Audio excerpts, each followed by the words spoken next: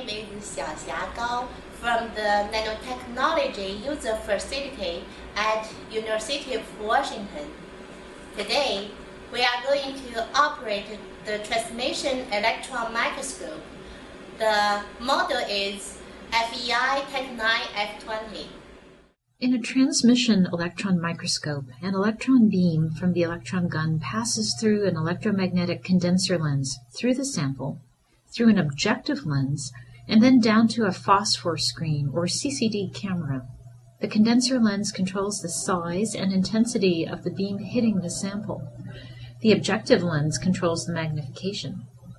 TEM images show internal structures of specimens with magnification up to 1 million times, revealing structures in atomic resolution.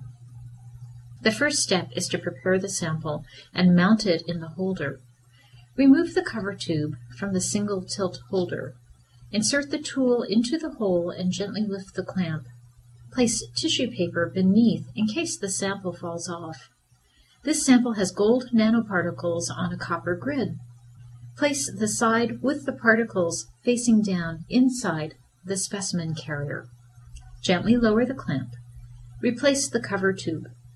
Carry the sample with a hand over the end so that the arm can't slide out. Place the copper-cold fingers slowly into a dewar of liquid nitrogen. Top off the dewar with additional liquid nitrogen. This will keep the sample cold. The TEM uses 4 pieces of software, which should be opened in order. Open Tech9 User Interface software, and you will hear a click-click, which confirms that the microscope is communicating with the computer. On the second monitor, we see the digital micrograph software. The third software is TIA, TEM Imaging and Analysis, which is used for recording scanning TEM and EDS. The last software is the RTEM control. Select Setup, Vacuum, and Turbo On, and hear the vacuum pump sound. After 3 minutes, the Turbo On box changes to yellow. In the user interface software, the box on the lower left tells the magnification and the microscope mode, currently TEM bright field and 175,000 magnification. To the right, the beam energy and spot size are shown. While setting up, the spot size will be 5, and during operation it will be 3. The exposure time tells you the brightness and illumination of the beam. The lower left box with L1, L2, L3 reflect the left control panel, and the R1, R2, and R3 shows the state of the right control panel.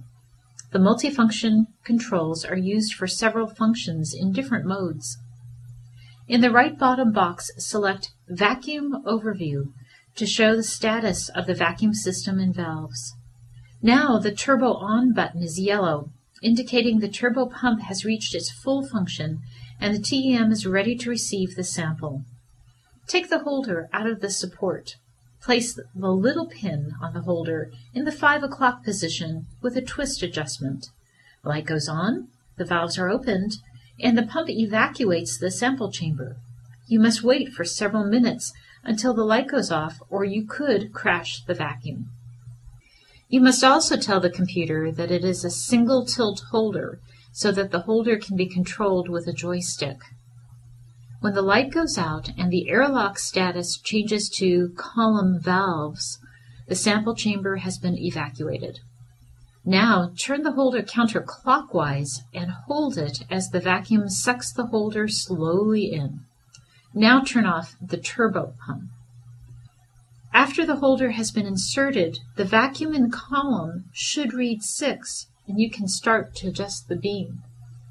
Click the column valves closed, and the button changes from yellow to gray, and the status reads Ready. Take the cover off the phosphor screen. If you don't see a beam, decrease the magnification with the magnification dial on the right control panel. At low magnification, you see a bright spot. As you increase the magnification, you can see the copper grid. Use the joystick to move the sample. When you change the magnification, you also have to adjust the intensity to illuminate the whole field of view. Counterclockwise condenses the beam and clockwise spreads the beam. Next, we will do alignment.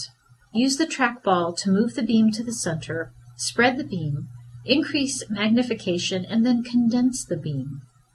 The rings are caused by diffraction. Click the U-centric focus button on the right control panel to reset the objective to the default value. Use the Z button on the right control panel and try to make the rings disappear. Increase the magnification to 125K. Again, use the trackball to center the beam, condense the beam, and use the Z buttons again to make the rings go away. Next, we must center the C2 aperture. Set the C3 aperture to position 3. Use the trackball to center the beam. Use the intensity control to condense the beam and then spread the beam. Notice that the beam expands off-center, indicating the C2 aperture should be adjusted. Rotate the C2 dials to center the beam.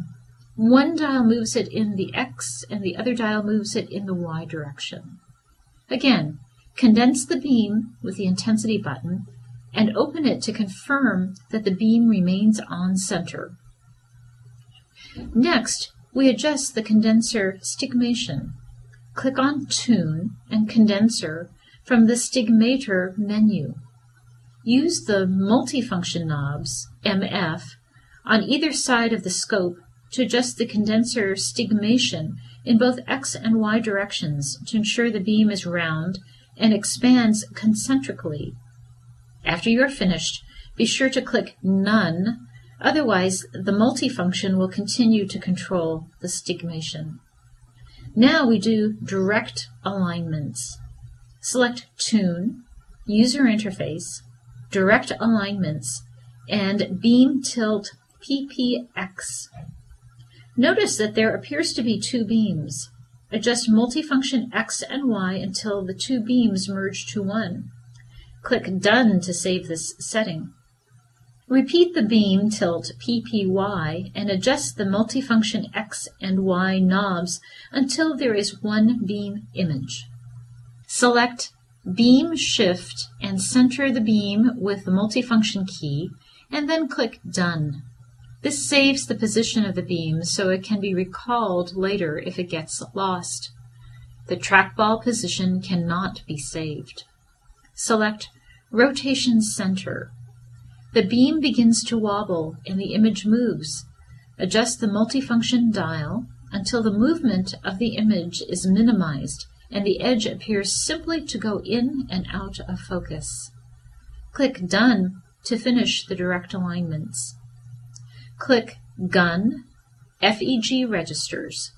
Type a name like TEM and save the alignment settings for future use.